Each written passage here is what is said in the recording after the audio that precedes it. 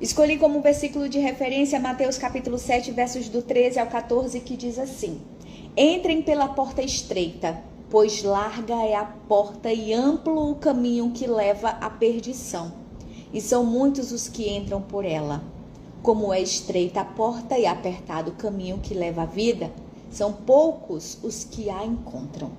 A parábola de hoje é a parábola da grande proposta.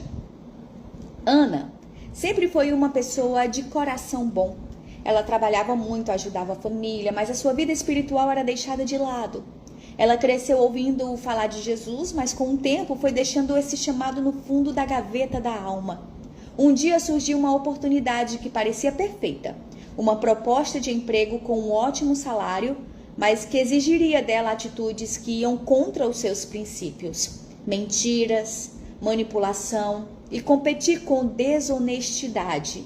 Por fora tudo parecia sucesso. Por dentro, Ana sentia um vazio. Numa noite, depois de mais um dia pesado, ela caminhava sozinha quando viu uma pequena igreja aberta. Algo a puxou para dentro. Sentou-se no banco do fundo, lá no fundo, e chorou. Chorou tudo que tinha guardado. Um senhor se aproximou com voz mansa e disse: Às vezes Deus permite que a gente chegue no fundo do poço, não para nos punir, mas para nos mostrar que ali também tem chão e que a partir dali só dá para subir com Ele. Aquelas palavras ecoaram como um trovão suave. Nos dias seguintes, Ana orou, buscou respostas e sentiu no coração que precisava dizer não àquela proposta. Foi difícil. Chorou de novo e desta vez por ter medo do futuro. Mas naquele não, ela abriu espaço para um sim de Deus. Pouco tempo depois, uma nova porta se abriu, um emprego mais simples, mas onde ela podia ser verdadeira, ajudar pessoas e crescer de forma honesta. E mais do que isso, ela encontrou uma comunidade, começou a ler a Bíblia e orar com frequência e a caminhar com Jesus de verdade. E hoje Ana entende que seguir Jesus nem sempre é o caminho mais fácil, mas é o que leva à paz verdadeira. As decisões difíceis que tomamos hoje moldam a eternidade que nos espera. E isso me lembra muito a história de Jeremias. Sabe, juntamente com milhares de judeus, Jeremias havia sido preso pelos babilônicos, conforme ele mesmo havia profetizado. Entretanto, o capitão da guarda, crendo nas profecias que Jeremias havia proferido anteriormente, o soltou da cadeia e o deu liberdade para escolher, dando as seguintes opções. Ele poderia seguir viagem para a Babilônia e ficar sob proteção dele, do guarda, ou ir para onde desejasse, até mesmo voltar para Judá, que estava destruída, e viver com alguns dos mais pobres do povo que lá haviam ficado. Imagina que difícil escolha, meu Deus, que difícil, que certamente traria consequências. Toda escolha traz uma consequência. Se ele fosse para a Babilônia, teria sossego e conforto, Mas seria considerado o quê?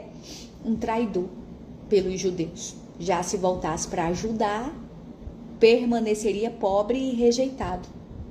Em Jeremias capítulo 40, versos do 1 ao 6, está relatado que ele demorou a dar uma resposta, provavelmente porque estava ponderando a respeito. E pensando nisso, conosco não é diferente. Muitas escolhas não são fáceis nem simples. Causa até dor de cabeça. A minha cabeça ainda dói até agora. Isso porque elas podem gerar grande impacto na nossa vida e na vida de outras pessoas. Nosso Deus nos ama e sempre nos guia. Por isso deixou ensinamentos na Bíblia sobre como fazer boas escolhas. E existem tantas orientações na Bíblia, mas eu deixo uma para nós neste momento. Que a gente, ao fazer uma escolha, se pergunte: existe alguma objeção clara de Deus quanto a essa escolha? Existe alguma ordem explícita na Bíblia? Em Jeremias 17:9, capítulo 17, verso 9, tem: em tudo isso busque a orientação de Deus em oração e não confie em seu próprio coração, pois ele é enganoso, como está escrito. E Jeremias, como eu disse, né? Então, que você sempre busque a palavra de Deus, busque pessoas, posso até deixar uma outra orientação. Busque conselho no lugar certo, né?